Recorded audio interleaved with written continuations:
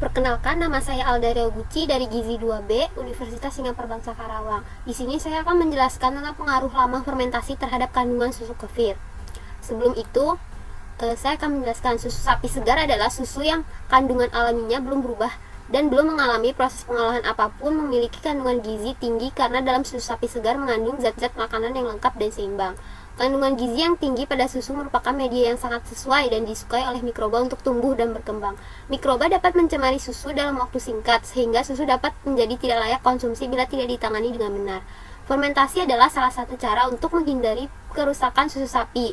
Proses fermentasi yang menghasilkan senyawa-senyawa yang sangat berguna bagi kesehatan. Susu difermentasi dengan cara menginokulasi susu yang telah dipasteurisasi dengan suatu mikroorganisme yang diketahui sebagai biakan pemula atau disebut starter culture.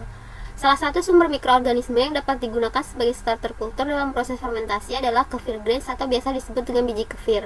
Susu kefir adalah produk fermentasi susu dengan menggunakan biji kefir sebagai starter culture. Pembuatan susu kefir yaitu diawali dengan melakukan pasteurisasi pada susu segar dengan pemanasan 72 derajat dalam 5 detik. Kemudian didinginkan sampai suhu 20-25 derajat dan ditambahkan biji kefir sebanyak 5% ke dalam susu yang telah dingin.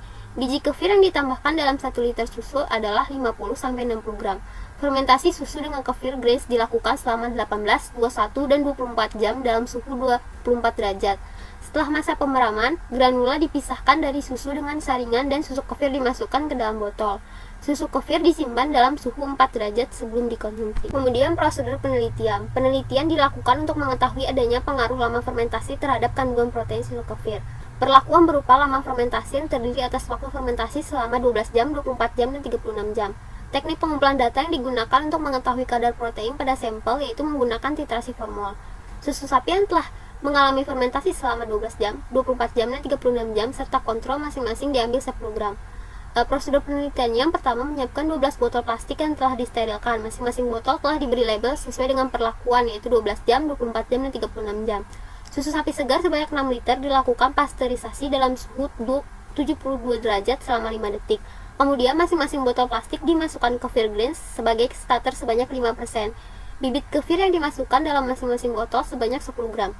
Susu sapi yang telah mengalami pasteurisasi kemudian dimasukkan ke dalam masing-masing botol sebanyak 200 ml. Kemudian pemeraman dilakukan sesuai dengan label yang tertera pada botol yaitu selama 12 jam, 24 jam, dan 36 jam.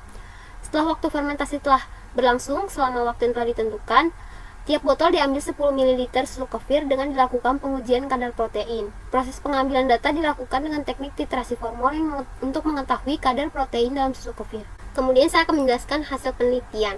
Pada tabel dapat dilihat adanya perbedaan persentase kandungan protein pada setiap perlakuan. Persentase kandungan protein tertinggi ada pada perlakuan fermentasi selama 24 jam sebesar 23,9730%. Sedangkan persentase kandungan protein terendah ada pada susu sapi yang tidak mengalami proses fermentasi sebanyak 4,2090%. Hasil pengujian hipotesis dengan menggunakan analisis varian satu jalan menunjukkan bahwa lama fermentasi berpengaruh nyata terhadap kandungan protein susu kefir.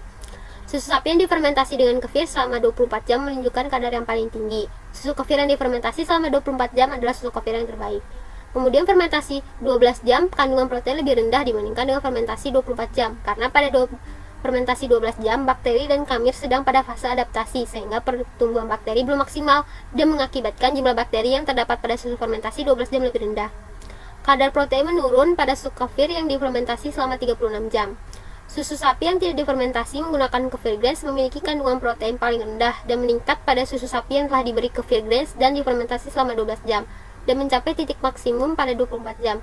Kandungan protein susu sapi lebih rendah dibandingkan kandungan susu kefir karena dalam kefir grains mengandung 40-60%, sehingga penambahan kefir grains meningkatkan kadar protein. Protein yang terkandung dalam susu fermentasi merupakan jumlah total dari protein susu dan protein bakteri-bakteri yang terkandung di dalamnya. Dapat disimpulkan, berdasarkan hasil analisa data menunjukkan bahwa lama fermentasi berpengaruh nyata terhadap kandungan protein susu kefir.